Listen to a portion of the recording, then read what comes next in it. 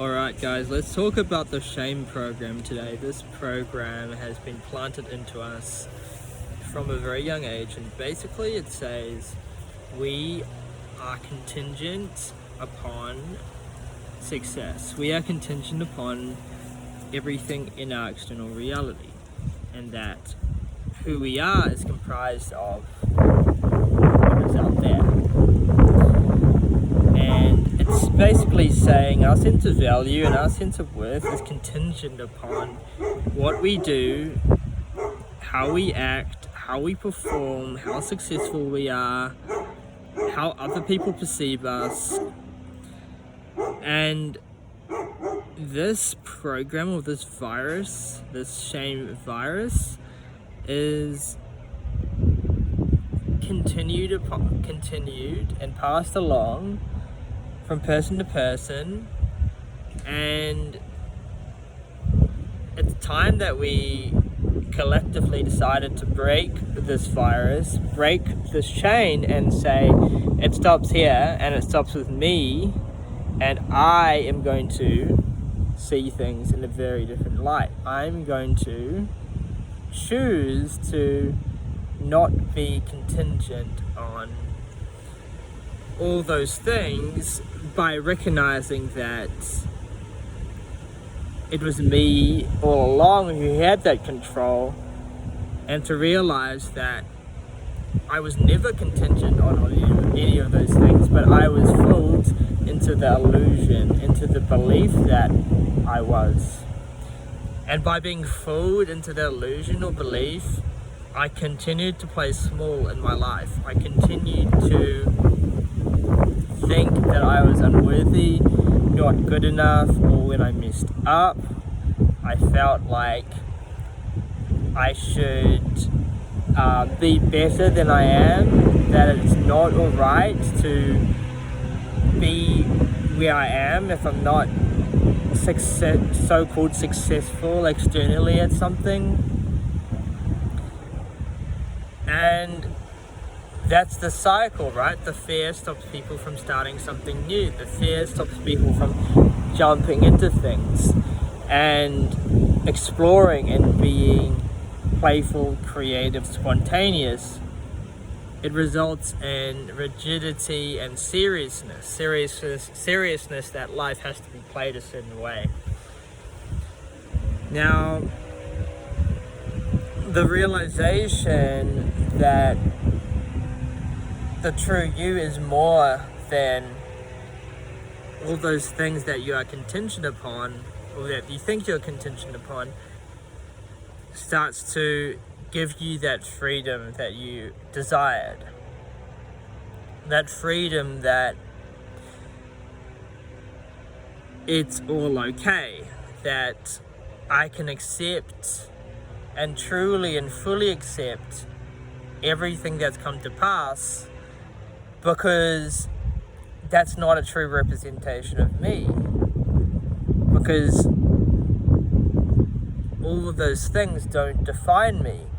And so when you can move into that, when you can truly start to recognize and even feel it, when you can feel that truth, everything in the past that felt shameful starts to dissolve. And if we look at this from a heart space, we can see that this program, this virus, basically results in us withholding love from ourselves. It's not only hitting that solar plexus chakra, but also that heart space, which is that place where you can feel that loving kindness.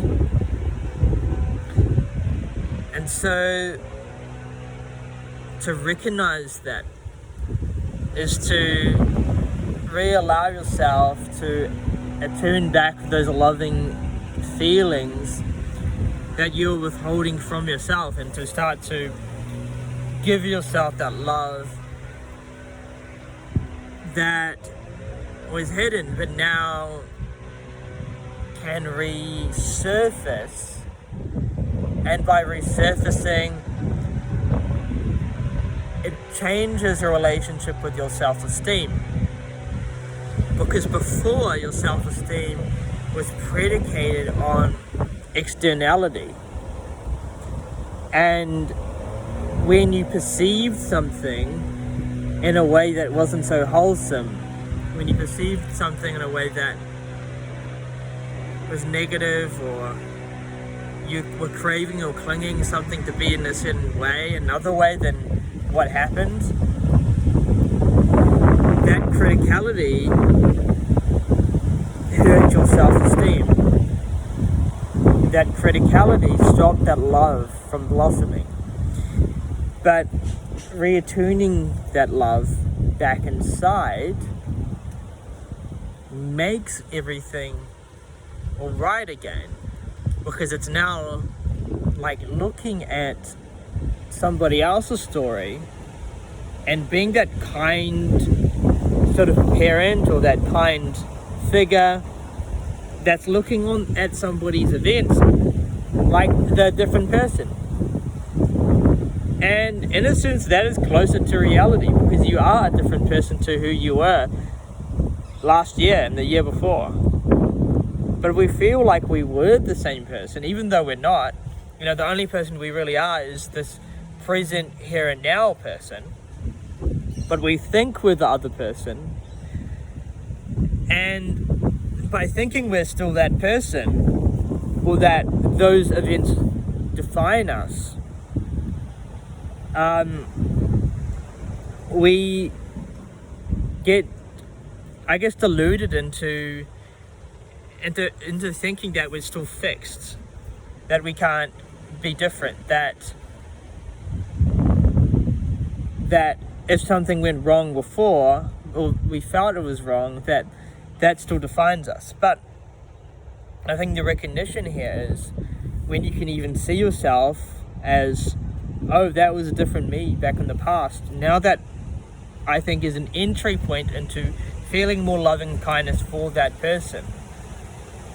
Seeing that old you and giving them loving kindness.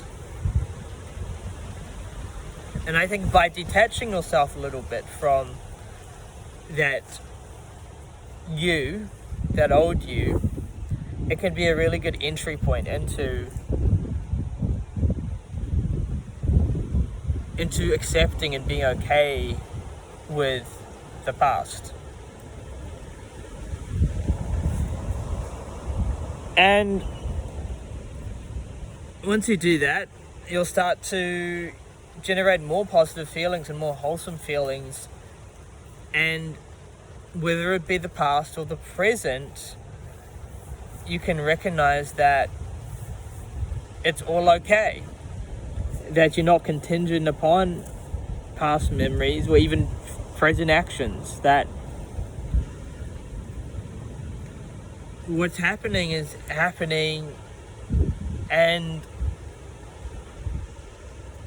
it's arising, and although there's some you that's taking that action, that's doing the thing, it's also something that you really had no true control over,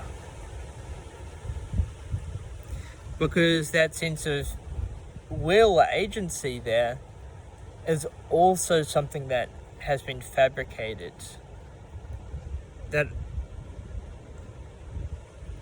And so I'm going to end this video now because I've rambled a little bit. I've gone on a few different points, and I want to continue this video in another video and dive into some of the details. But these are just my thoughts today. Hope you enjoyed. Let me know what you think.